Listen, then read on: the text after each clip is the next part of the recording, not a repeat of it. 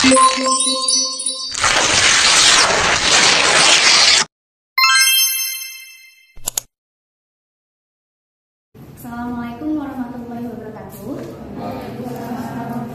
Di sini saya akan menjelaskan tentang teori sosial kognitif dari Albert Bandura, di mana prinsip belajar menurut Albert Bandura itu belajar itu tidak hanya cukup menjelaskan dan mengamalkan perilaku, namun harus memperhatikan bahwa manusia itu mempunyai kemampuan berpikir dan mengatur tingkah lakunya sendiri, di mana faktor kognitif, perilaku dan faktor lingkungan itu saling berkesinambungan dan saling mempengaruhi satu sama lainnya.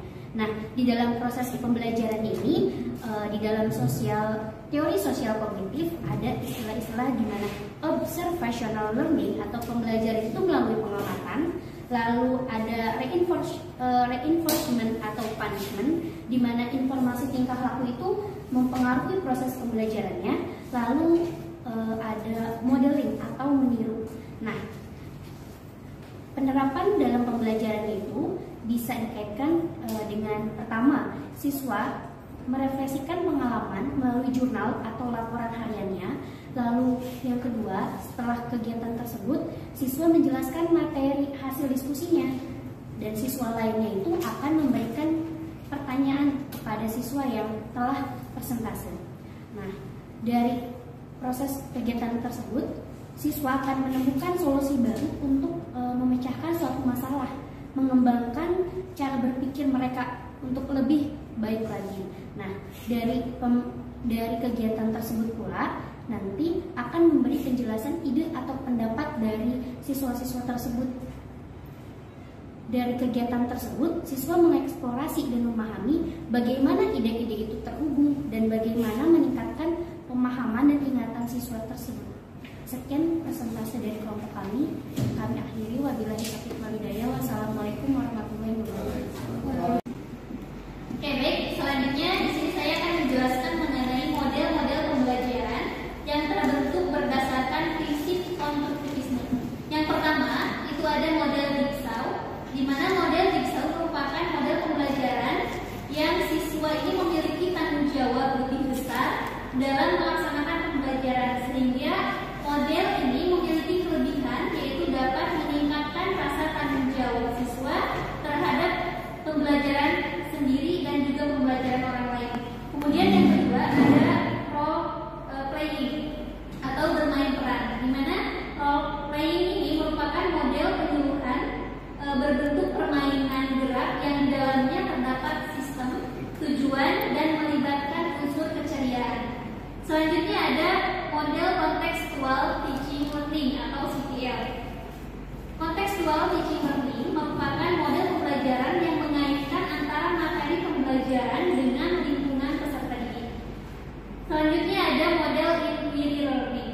Inquiry learning merupakan kegiatan belajar yang menekankan pada pengembangan keterampilan, penyelidikan, dan kebiasaan berpikir yang memungkinkan peserta didik untuk melanjutkan pencarian pengetahuannya.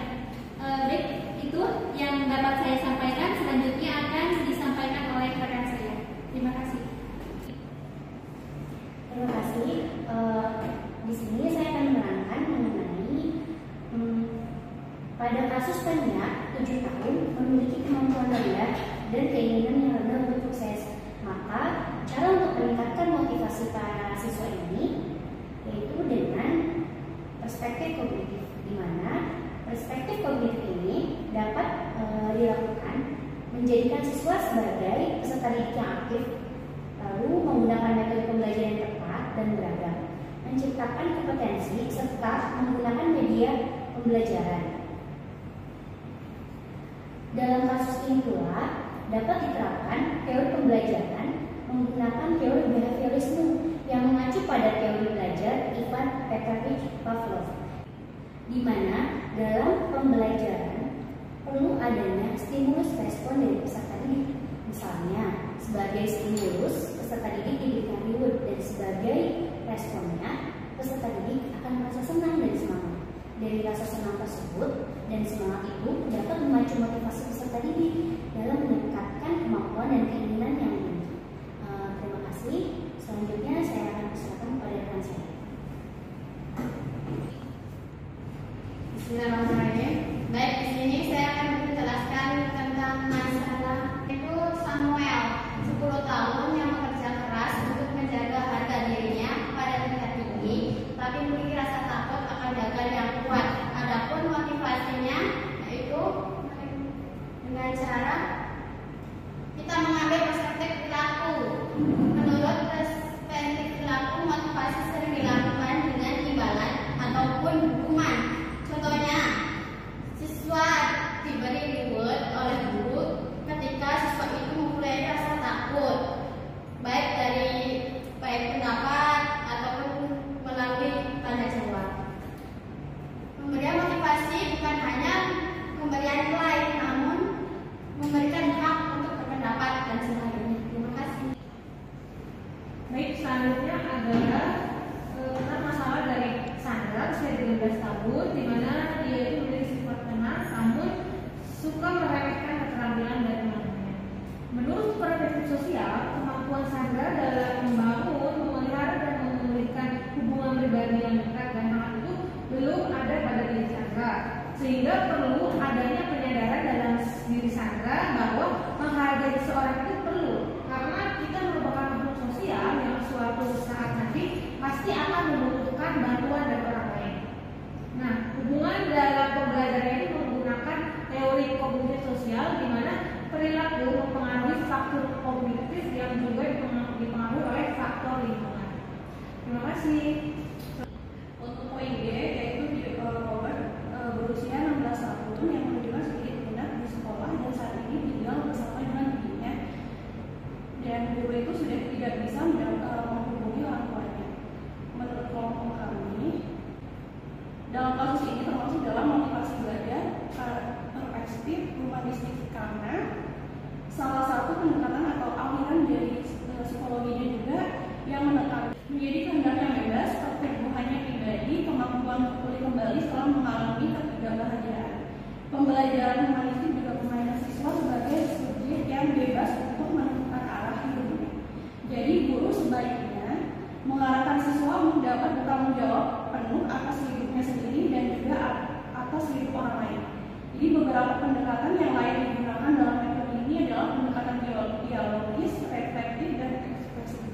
Sekian presentasi dari kelompok kami. Kurang lebih mohon maaf. Wassalamualaikum warahmatullahi wabarakatuh. Assalamualaikum warahmatullahi wabarakatuh. Perkenalkan, saya Rima Eviani, saya dari kelompok 3. Izin bertanya kepada kelompok 4. Pertanyaannya adalah, bagaimana cara penerapan teori sosial kognitif pada mata pelajaran IPA? Terima kasih.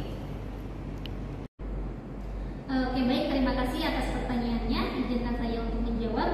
Penerapan dalam pembelajaran IPA itu bisa diterapkan di materi mengenai praktek pertumbuhan kecambah, di mana siswa itu merefleksikan pengalaman melalui jurnal, yaitu jurnal pertumbuhan kecambah. Kemudian siswa menjelaskan materi hasil diskusinya dengan mempresentasikan di depan kelas. Kemudian siswa yang lainnya mengajukan pertanyaan.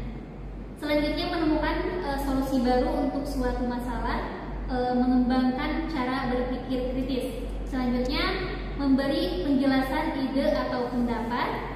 Yang kelima yaitu mengeksplorasi dan memahami bagaimana ide-ide itu terhubung melalui praktek pertumbuhan kecambah.